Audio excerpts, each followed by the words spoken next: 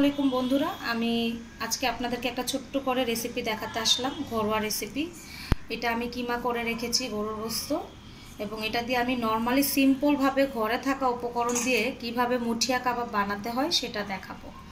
তো প্রথমেই আমি দিয়ে দিব এখানে কাঁচামরিচ আর ধনে পাতা।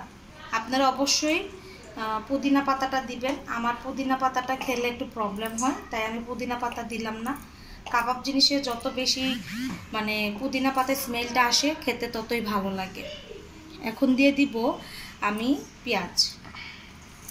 পেঁয়াজটা এইভাবে করে ভেঙে দিব। এটা সম্পূর্ণ ঘরোয়া প্রসেসে সিম্পলভাবে তৈরি করা মুঠিয়া কাবাব। পেঁয়াজটা বেশি দিলাম, এভাবে করে মিশিয়ে নিব ভালো করে। এবার একে একে করে অন্যান্য মশলা দিব। এটা আমার ঘরের তৈরি কাবাবের মশলা। এটাতে আমি কি কি দিয়েছি আমি আপনাদেরকে বলি। এটাতে হচ্ছে গিয়ে জিরে গুঁড়ো আছে, তারপর এলাচ গুঁড়ো আছে, জায়ফল, জয়ত্রী, দারচিনি, এবং হচ্ছে গিয়ে একটু পোস্তা দানা আছে, এবং একটা বাদাম বাটা আছে, কাঠবাদাম, সেই বাদামটা বাটা আছে। তা আমার ভিডিওতে অনেক সময় আউট টকিং চলে আসে, সেটার কারণ হচ্ছে আমরা ঢাকা শহরে থাকি, আমার তো কোনো আর স্টুডিও নেই, আমাকে আমার কিচেনে করতে হয়, তাই অনেক সময় আউট টকিং চলে আসে, তার জন্য আমি দুঃখিত। তো এই যে দিয়ে দিলাম। এখন দিয়ে দিব ধনে গুঁড়ো।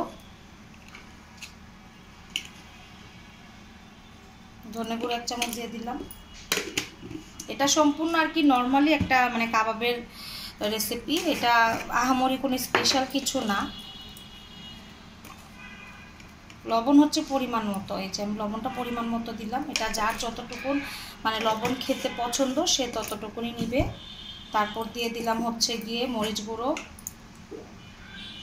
বেশি দিব একটু ঝাল হবার জন্য। 1 চামচ একদম উঁচু করে দিয়ে দিলাম। এখন দিয়ে দিব হচ্ছে গিয়ে হলুদ গুঁড়ো। এবার দিয়ে দিব একটু আদা রসুন বাটা।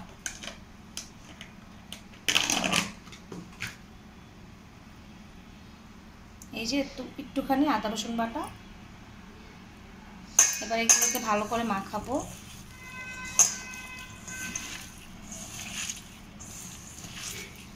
এভাবে করে সুন্দর করে মাখাবো। মাখিয়ে এটাকে মুট করে তেলে ছাড়তে হবে। এই জন্য এটাকে আমি মুঠিয়া কাবাব বলি। এবং এটাতে আমি মশলাটা বেশি দিয়েছি, কারণ আমাদের বাসায় বেশিরভাগই মশলাদার খাবারই পছন্দ করে। তো আমি এটা সম্পূর্ণরূপে রেডি করে ভাজবো আর আপনাদেরকে দেখাবো, আমার সাথেই থাকবেন। তো এইটার মধ্যে আমি দিয়ে দিব একটা ডিম কিন্তু কাবাবের মধ্যে দিতেই হয়। এখন দিয়ে দিলাম। এটাকে একটু মাখিয়ে নিব, কারণ ডিমটা দিলে কাবাবটা কিন্তু আঠালো হয়, কাবাবটা সুন্দরভাবে। এই কাবাবটা কিন্তু আপনারা জালি কাবাব হিসেবেও ব্যবহার করতে পারবেন। আমি আপনাদেরকে দেখিয়ে দিব একই প্রসেসে 2 ধরনের কাবাব কিভাবে তৈরি করতে হয় আমি আপনাদেরকে আজকেই দেখাবো। রেসিপিটা কিন্তু সিম্পল। ভালো লাগলে অবশ্যই আমার পাশে থেকে লাইক কমেন্ট করবেন।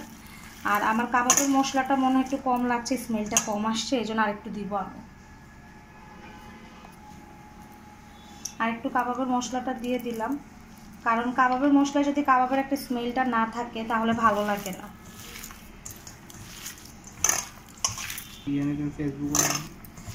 তো এই হচ্ছে কি, আমি এটাকে খুব ভালো করে মাখিয়ে নিলাম। এখন এটাকে মাখানোর পরে আমি আপনাদেরকে দেখাই, এইভাবে করে কিন্তু আমাকে তেলে দিতে হবে। আর আমার মনে হচ্ছে ডিম আরও লাগবে, কারণ এটা ছুটে ছুটে আসতেছে। ডিম আরেকটা দিয়ে দিব।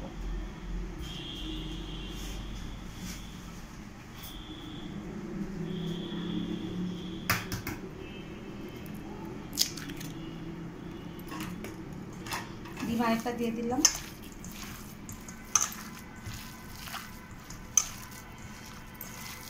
এরকম আঠালো হবে।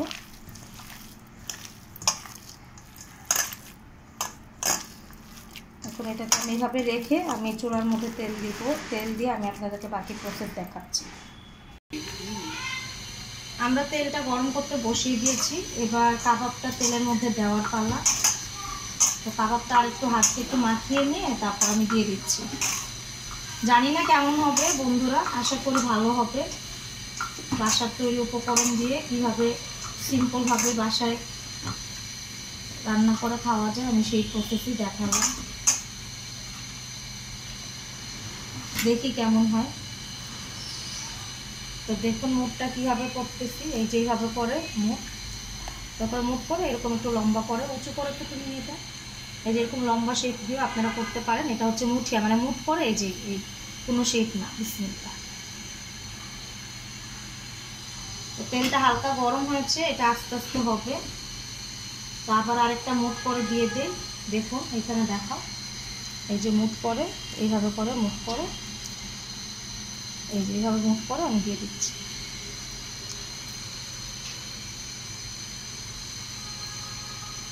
এটা ভাজা হচ্ছে আস্তে আস্তে, আরও কিছু দিয়ে দিব।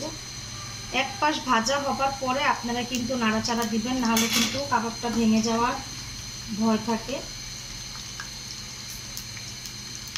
আর অবশ্যই ডিম দিতেই হবে, ডিম না দিলে কখনো মানে কাবাবটা আর কি একসাথে হবে না।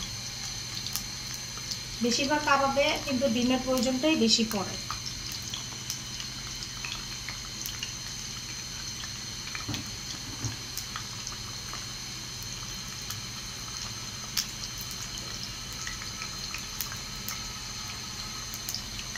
দেখুন খুব সুন্দর করে ভাজা হচ্ছে। তো যখন একটু ভালোভাবে ভাজা হবে তখন আমি উল্টে দিব। এর আগে নাড়াচাড়া দিলে কাবাবটা ভাঙার ভয় থাকবে। আশা করি রেসিপিটা আপনাদের ভালো লাগবে। খুবই সিম্পল, কোনো এডিটিং এগুলো কিছু করিনি, সিম্পল যেরকম যেটা সেটাই আমি আপনাদেরকে দেখালাম এবং ঘরোয়া প্রসেসে। আর অবশ্যই আবারও বলি, পুদিনা পাতা অবশ্যই দিবেন আপনারা, কারণ আমার পুদিনা পাতা মানে অ্যাডজাস্ট হয় না, এই জন্য আমি দিইনি। আপনারা অবশ্যই পুদিনা পাতা দিয়ে ট্রাই করবেন।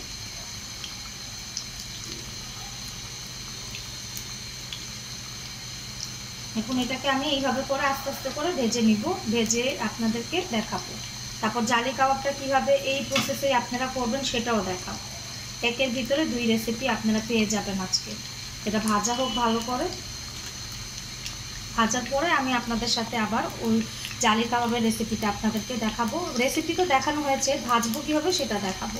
সেই পর্যন্ত আমার সাথে থাকুন। দেখুন বন্ধুরা, আমি কিন্তু ওই যে ভাজার পরে একটু উল্টে দিলাম, এই দেখুন ব্রাউন হচ্ছে আস্তে আস্তে করে। তো এইটা হয়ে গেলে আমি আপনাদেরকে জালি কাবাবটা দেখাবো কীভাবে আমি জালি কাবাবটা ভাজবো। তো এটা হয়ে যাক, ততক্ষণ পর্যন্ত আমার সাথেই থাকবেন। এই আমার মুঠিয়া কাবাব হয়ে গেল। একটু উঁচু করো মোবাইলটা।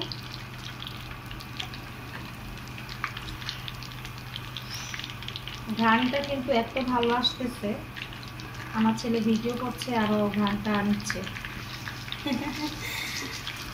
দেখুন সুন্দর হয়েছে। উঁচু করো না ভিডিওটা, হ্যাঁ ভিডিও করো। এই আমাদের মুঠিয়া কাবাবটা হয়ে গেল একদম ব্রাউন কালার। এখন অন্য কাবাবটা আমি দেখাই, তেলে ছাড়বো যে। তো আমি এটাকে এইভাবে করে নিয়ে নিলাম, এই যে এইভাবে করে নিলাম। এখন বিসমিল্লাহ করে আল্লাহর নাম নিয়ে আমরা এখন দেখি ছাড়ি। জালি কাবাবের মতো এই যে ডিমের মধ্যে আমি এটাকে একটু উঁচু করো মোবাইলটা, উঁচু করো। এই যে ডিমের মধ্যে এইভাবে করে দিয়ে আস্তে করে ছেড়ে দিব। এটা আস্তে আস্তে হবে, কারণ যদি আমি চুলাটা ওইটার মতো বাড়িয়ে দেই তাহলে কিন্তু উপরটা হয়ে ডিমটা পুড়ে আসবে, কিন্তু ভিতরটা কাঁচা থাকবে। ওই জন্য এইটার ক্ষেত্রে কিন্তু চুলাটা আর একটু আঁচটা কমিয়ে দিতে হবে। তো এই জন্য আমি কমিয়ে দিয়েছি আঁচটা। এবং আরও একটা ছাড়ি। এটা হচ্ছে জালি কাবাব রেসিপি। আবার এই ডিমে ফোল্ড করলাম, একটু উঁচু করো। এই যে ডিমে ফোল্ড করলাম, করে আরেক পাশ দিয়ে আরেকটা ছেড়ে দিলাম।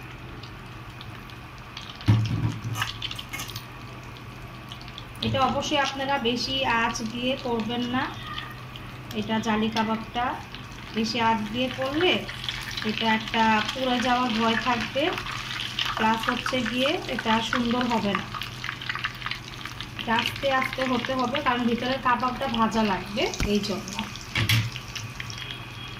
আমি আরও ছেড়ে দিচ্ছি।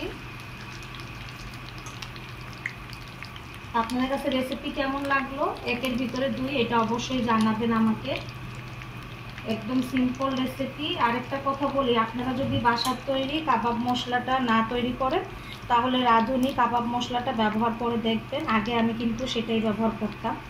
যেহেতু এখন আমি হোমমেড মশলা নিয়েও কাজ করছি, যার ফলে আমি রাঁধুনিটা ব্যবহার করি না, নিজের তৈরি করা রেসিপিটা আমি করি। আমার ফেসবুক পেজ হচ্ছে ইয়াম্মি এবং আইডির নাম হচ্ছে রুমানা পারভিন। আপনারা চাইলে ফেসবুক থেকে আমাকে খুঁজে নিতে পারেন। আর যে কোনো ভিডিও রিলেটেড মন্তব্য আপনাদের জানতে চাইলে আপনারা অবশ্যই আমার সাথে যোগাযোগ করবেন। এই আবার আরেকটা ফোল্ড করে ছেড়ে দিচ্ছি।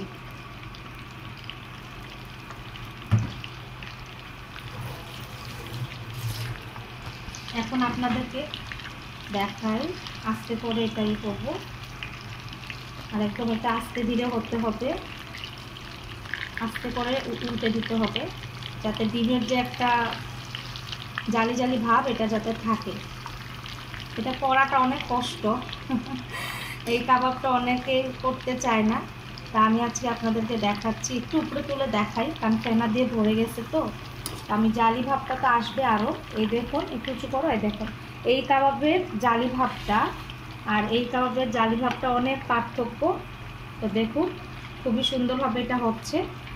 আমি জালি কাবাবের একটা রিলস আপনাদেরকে ছেড়ে দিব, কারণ ভিডিওটা অনেক লং হয়ে যাচ্ছে, অনেকে দেখতে চাইবেন না। তো এটা হতে থাক। আর আপনাদেরকে এই রেসিপি কেমন লাগলো, এদিকে দেখাও, এই রেসিপিটা কেমন লাগলো অবশ্যই জানাবেন। আর ভালো লাগলে অবশ্যই লাইক কমেন্ট করবেন, সাবস্ক্রাইব করবেন। আমি আসলে অনেক সুন্দর এডিটিং পারি না, যার ফলে আমি এডিটিং করে ভিডিও ছাড়ি না। আমি আশা করি আমি যেটা রিয়েল সেটাই দিলাম, আপনাদের কাছে অবশ্যই ভালো লাগবে। আল্লাহ হাফেজ।